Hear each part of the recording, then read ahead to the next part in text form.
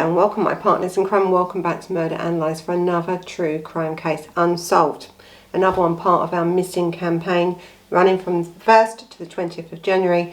It's a really good campaign. Please try and get involved. Everyone is, and thank you for everyone that's sharing these out and talking about these, looking at it, commenting.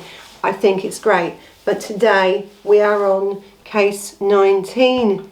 Can you believe it? Case 19. I can't believe it. Anyway, I think when I was reading this case, it's an older case, right? It's a 1992 case, this case. But it was the mother. I just thought I have to do this case. We have to keep trying, don't we, to do this, to get something out there about this young lad that went missing. Anyway, this is the disappearance of Darren Tunstall, and this was 1992. Now, his mother done an appeal a few years ago, about 4 years ago back. I mean, she's always doing something. His mum, she's on it, and sisters, they're you know, really, as with all actually of these missing kids and the parents of these missing people are really doing everything they can to keep their cases out there and to keep these people alive in the media and everything else to bring attention to their case. Now listen, this mother's appeal for Darren, who literally vanished, again another one in London, 29 years ago. 29 years ago he vanished. Really, I just can't believe it. And I actually remember this case, and I can't believe it's been 29 years. Think what you've been doing for 29 years and think how this poor mother is feeling, really, waiting all this time for her son to come home. Now Darren's mum has sat by this phone in this house and waited for 29 years for that boy to come home. No, really, she believes that he is going to come home, and she has done everything she can to try and make that happen. Anne Tunstall has never given up hope that her boy Darren is still alive and will be in touch in time for Christmas. Now I think this boy went missing on the 3rd of December 1992. At the time that police was looking for him, there's a massive investigation into this, but they drew blanks very quickly. Now he lived with his mum and his sister, and he went out. He said he was going to a mate's house for the weekend, so literally he went, and he was I think 20-year-old at the time of his disappearance, so he'd be, you know, 49 now. He's never come back. That was it. He was gone. Never saw him again. So you can imagine, can't you? This, you know, your kid still lives at home, you know, with his sister and you know, just says, I'm going to a mate's house the weekend, Mum, I'll see you in a couple of days. Has never come home. So we have got an artist's impression of him, but that was taken, actually, it was believed that, you know, I think this was done because he'd be 49 now, so the reconstruction or the age progression photo doesn't really, I don't think, would represent his age now, but you can tell by the shape of his face and things. And if you knew him then, you would know him now, because the theory is, and the mother's theory is that he just went off and didn't come back. So really she is looking to put out there all these pictures and this, because if you have seen him, and he could be going by another name, anything, couldn't he? But he left when he was 20, but he's quite recognisable, Darren, because he's about 6'4", actually, and size 15 shoe. So he's a tall lad, right? He would have been a tall lad. That's what Darren was, 20. He was 6'4", tall, with size 15 shoes. So he's not a small lad, not really. It's a very big lad. So he would be recognisable, really, just from that, wouldn't he? Even, you know, 20 odd years later, you would still sort of be able to recognise this man from his size, I think. So Anne says, right, she has never changed her telephone number. Her telephone number, and if Darren's out there and listening to this, is still the same number. She's never moved. She's never done anything. She's stayed put. She's waited by that phone for that phone call, and that number has never changed and never will change until the day you ring it. Really.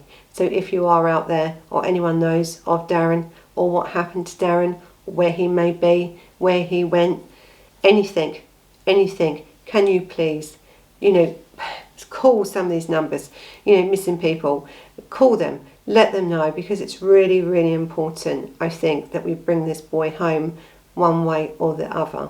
And you know, I know it's you know, and I always say it's grieving, you know, when you are grieving, aren't you? You've lost a child, you know, you really have. And for this mother, the hope and the will she has to bring this child home, I really hope for her sake that he comes home. So part of this appeal really is for Darren, and your mother is waiting for you, Darren. She's waiting. Just make the phone call. If you can, just make the phone call. That's all she's asking. All they want to know is that you're alive and well. That's all she needs to know. That's it. That's all she needs to know. So as I said, the facts of this case are that Darren was 20 years old when he was last seen by his family on the 3rd of December 1992. He was living with his parents and his sister in Walthamstow. Now Walthamstow's not far from me at all. Go there all the time for the markets and stuff. So it's a busy area in Walthamstow, right? It's a busy area. So someone, well, you would have noticed this lad. 1992, it wouldn't have been as busy, you know, well, probably would have been, but you would have noticed him. So, and he went missing after saying, you know, that he was visiting his friend over the weekend, and that was it. Now, I don't know if they knew who the friend was. We don't know anything about, I can't find anything else out about Darren in that way, but we don't know if Darren was depressed in any way. We don't know if Darren had gone to meet someone that, you know, ended in foul play. We don't know. We just don't know, do we? Or we don't know if Darren just thought, do you know what, that's an excuse. I'm just going.